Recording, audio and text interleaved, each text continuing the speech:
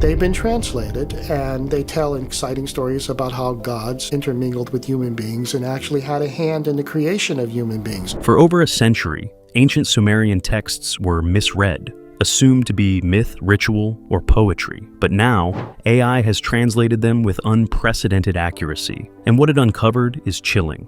These tablets speak not just of gods and creation, but of cycles of collapse, forbidden technologies, and warnings meant for the future. What once seemed symbolic now reads like historical memory, and the message they left behind is clear. If we repeat their mistakes, the end won't be mythical, it will be real.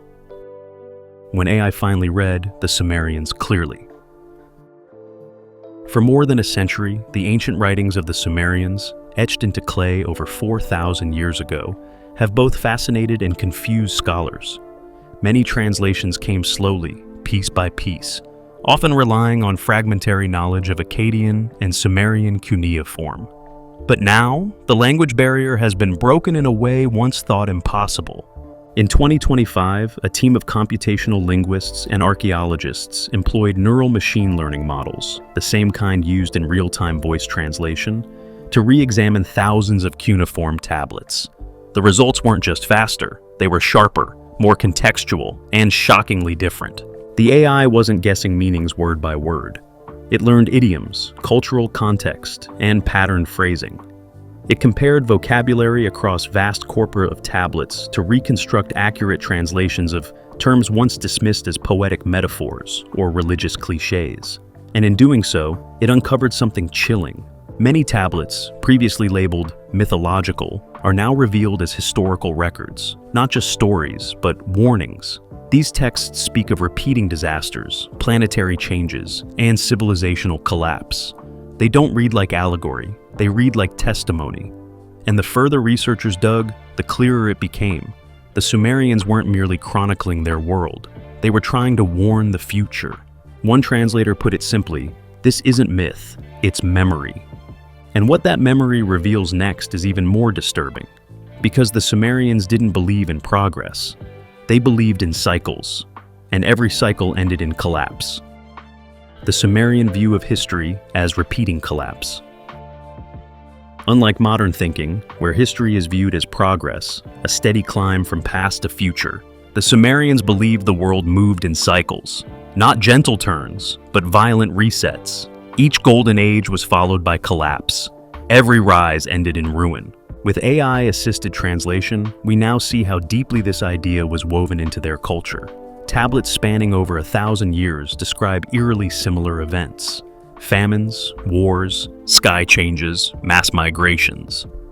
But they didn't record these as isolated events. They were patterns, recurrences, not accidents. Scribes wrote of how humans flourish, become arrogant, disrupt the balance, and are then undone by drought, flood, fire, or plague. This wasn't myth. It was treated like astronomy, predictable, measurable, inevitable. One tablet reads, "When the kings forget the stars, the rivers will forget their course." Modern scholars now recognize these weren't religious warnings. They were encoded forecasts, built from centuries of observation. The Sumerians believed collapse was built into the structure of civilization, a natural correction when humans broke their cosmic role. This worldview wasn't fatalistic, it was instructive. They wrote these warnings for the future, to help the next cycle survive what the last one could not. And what they witnessed in the skies may explain why their warnings came with such urgency. Skies on fire, ancient descriptions of global catastrophe. Across hundreds of tablets, the Sumerians described the sky not as a static canvas, but as a realm of danger, sometimes even horror. Red skies, suns dimming at midday, storms that moved unnaturally, rivers reversing, entire constellations blinking out. For centuries, scholars dismissed these passages as poetic metaphor, part of a mythic worldview filled with gods and omens. But with the precision of AI-based linguistic analysis, the tone has changed. These weren't metaphors, they were records. The translated texts consistently describe a set of environmental anomalies. Skies darkening for days, air turning acidic, rains of fire, and what appears to be massive electromagnetic disruption. Some phrases, once translated loosely as divine wrath, now appear to describe phenomena like solar flares, atmospheric collapse, or meteor impacts. Researchers compared these passages with data from ice cores, tree rings, and sediment layers, and found matches. Elevated levels of dust, sudden climate cooling, and signs of extreme solar radiation events occurred during the periods the tablets reference. One particularly disturbing tablet reads, "The sun wept blood, the stars fled their homes, the people lay beneath fire that gave no warmth." It's not symbolic, it's cataclysmic memory. The Sumerians weren't only spiritual, they were scientific observers of the sky. And if their records are accurate, they may have lived through a planetary-scale disaster. The next section confirms they didn't just imagine collapse, they experienced one that nearly erased them. The 4,200-year event, when civilization fell. Around 2000 to 200 BCE, something happened that shattered not just one city, but an entire civilization. Known today as the 4.2 kilo-year event, this was a period of global climate disruption that lasted for over a century. And it's not just theory, geological records confirm it.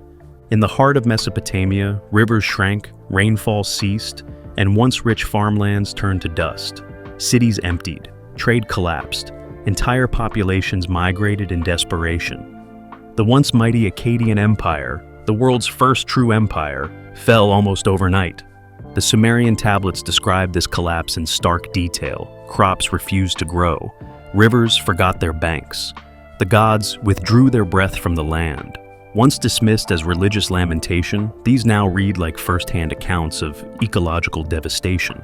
Dust layers across the Middle East, India, and even parts of China match this time frame. The drought wasn't local, it was global. And yet, the Sumerians didn't describe it as random. They believed it was part of the Great Cycle, a divine correction for human overreach. One chilling line, repeated across multiple tablets, now strikes with new meaning. The order was broken. The reset began. This wasn't just history, it was a pattern. And if they were right, it wasn't the last. The disturbing creation story of humanity. Most ancient creation stories speak of divine intention, cosmic birth, or life rising from the earth through natural mystery. The Sumerians, however, told a very different tale, one now revealed more clearly than ever, thanks to AI-driven translation. Their texts describe humanity as engineered, not born, a being designed, not discovered. In a series of deeply technical passages, long considered symbolic, the AI identified consistent terms for mixing, binding, and infusing. These weren't rituals, they were procedures. The Anunnaki, sky-origin beings, are said to have taken the essence of the gods and mixed it with the clay of the earth, forming a new intelligent species, humans. They weren't created for beauty, worship, or love. They were made to serve. The tablets say plainly, "They shall bear the burden. Let them toil in the fields. Let them build our cities." I clarified that essence referred not to spirit, but to something inheritable.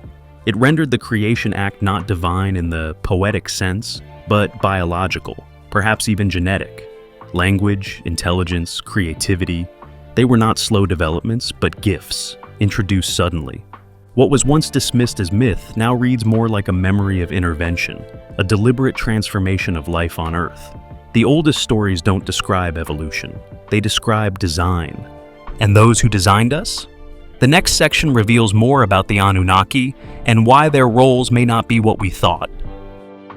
The Anunnaki, gods, teachers, or something else. For decades, the Anunnaki have hovered between myth and conspiracy. In Sumerian tablets, they were called those who came from the sky, a pantheon of beings with immense power, knowledge, and control over natural forces. But the new AI translations changed how we see them. Far from vague gods, the Anunnaki are described with specific roles and expertise. One oversaw law, another medicine, another agriculture, another the heavens. These weren't spirits. They were administrators of early civilization. They're written as present, not distant. They walk among humans, reside in temples, inspect harvests, and anoint kings. Some passages suggest they directly governed cities like Eridu, Uruk, and Nippur. One translated line stands out. They came not to watch, but to build. And what they built wasn't just architecture, it was order. Kingship, calendars, knowledge of stars and seasons, metallurgy, even writing systems. The texts imply that these gifts were taught, not discovered, that the rise of civilization was a result of external influence. Are these beings gods, ancestors, visitors? The translations blur those lines. The Anunnaki don't behave like deities seeking worship. They behave like engineers, governors, and scientists. If these texts are historical, not metaphorical, then we're looking not at mythology, but at a record of contact. Advanced knowledge that shouldn't exist yet. The Sumerians lived over 5,000 years ago, yet their tablets, now more clearly translated through AI tools, reveal knowledge that shouldn't have existed in the ancient world. They charted the movements of Mercury, Jupiter, and even Uranus, which can't be seen with the naked eye. They recorded eclipses, solstices, and long-term celestial cycles, like the precession of the equinoxes, which takes 25,920 years to complete. Even more strangely, their medical texts describe concepts such as infection control, organ function, and even the pulse as a diagnostic tool. One tablet explains that disease travels invisibly and can be passed from one body to another, a view shockingly close to modern germ theory. Then there's the so-called Baghdad battery, an ancient clay jar found with a copper cylinder and iron rod. For years, it was considered a curiosity, but Sumerian texts make references to liquid fire, metal essence, and light captured in vessels. The AI-driven translations match these phrases to experimental instructions. One chilling line reads, "We harness the breath of the stars and store it in jars of clay." Taken literally, this suggests they had a form of electrical energy. Traditional timelines say such understanding didn't emerge until millennia later, but the tablets remain, and so does the unsettling question, where did they get this knowledge? The answer may lie in a single name repeated across their sky charts: Nibiru. Nibiru and the origin of the sky beings. Of all the terms uncovered in the AI-enhanced translations, none is more controversial or consistent than Nibiru.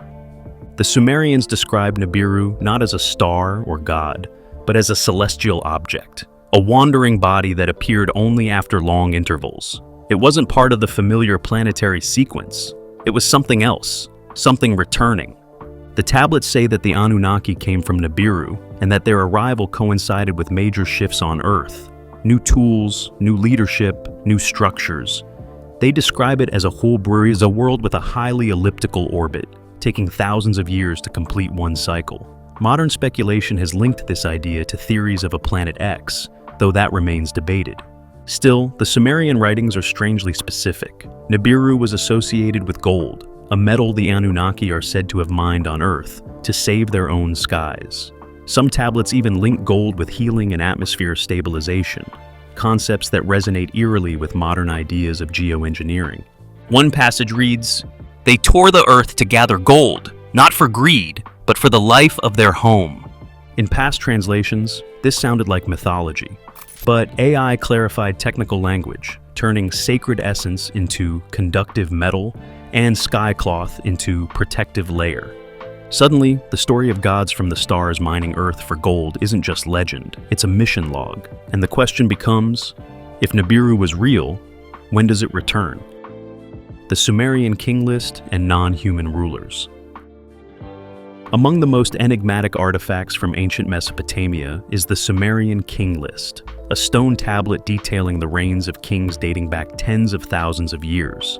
For generations, historians treated it as myth or political propaganda. No one ruled for 28,800 years, they said. That's absurd.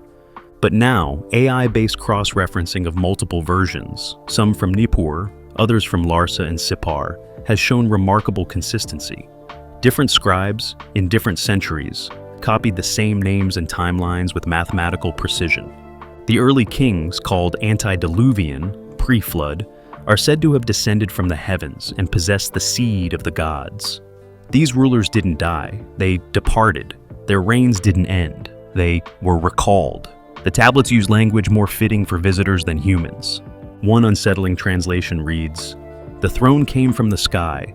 The kings did not age. They walked with the teachers." AI tools flagged multiple terms once loosely translated as God that actually mean something closer to origin beyond the earth. In other words, these early rulers weren't just legendary, they were described as non-human. Modern scholars now wonder if the king list was not a myth, but a record of hybrid rule, of beings who once governed Earth, then handed power to mortal kings. It's no longer dismissed as fantasy, it's now a cosmic genealogy. And at the end of these lists, something chilling appears, a final phrase before the names shift to mortal men. The age of knowing ended, the Watchers returned to the stars. Which raises the final question. What did they leave behind for us to remember? And what did they warn us never to forget? The final warning hidden in the tablets. Buried in stone libraries, etched into clay by trembling hands, and sealed in vaults beneath temples now lost to dust, a single warning echoes across the ruins of ancient Sumer. Misused knowledge leads to destruction. For decades, these phrases were seen as mythic. Lines about forbidden materials, poisoned earth, and cities burned from within were translated as poetic lament or religious dread. But with the arrival of AI-enhanced translation models, the tone has changed, and what once seemed symbolic is now technical. The tablets contain clear references to combustion, toxicity, and structural collapse, described in language startlingly advanced for the 3rd millennium BCE. The most unsettling line, found on multiple tablets across different city-states, reads, "What was once buried must never rise. The black fire is not for man." For centuries, this line was thought to describe volcanic eruptions. But AI models, trained to detect linguistic nuance, flagged repeated terms now linked to radioactive ores, chemical catalysis, and even thermal containment failures. The Sumerians weren't just talking about fire. They were describing energy beyond their time and the consequences of unleashing it. Other texts speak of skies turning to ash, crops dying overnight, animals born malformed, and entire cities collapsing without warning. One chilling fragment says, "Men forgot how to sleep. The children no longer dreamed. The breath of the land was taken." Modern readers may associate these signs with radiation poisoning, chemical contamination, or airborne neurotoxins, terms unknown to ancient scribes, yet hauntingly described. Perhaps most haunting of all is a closing directive found at the end of a damaged ceremonial tablet. When the cycle comes again, do not open the deep places. Let the silence remain. The blood of the old fire sleeps there. This isn't folklore. It reads like a sealed warning, not to their peers, but to a future civilization capable of reaching too far, too fast. A civilization like ours. The Sumerians did not write about progress. They wrote about recurrence, of civilizations rising, overreaching, and falling again and again. Their message, reinterpreted through the lens of AI, is stark. Knowledge without wisdom is a weapon. And every time humanity uncovers the secrets of its past, it must ask, is it remembering or repeating? Because now, for the first time in millennia, the meaning is clear, and it's worse than we thought. What if the oldest stories on Earth weren't myths, but memories? What if ancient civilizations knew more than we've ever given them credit for, and tried to warn us? The AI didn't unlock magic. It revealed patterns, civilizations that rose too fast, reached too far, and fell. The Sumerians didn't describe progress. They described a loop, a cycle of forgetting. Their final plea wasn't to worship the gods. It was to remember the consequences. And now that we finally understand what they wrote, one question remains. Will we listen or repeat everything they feared?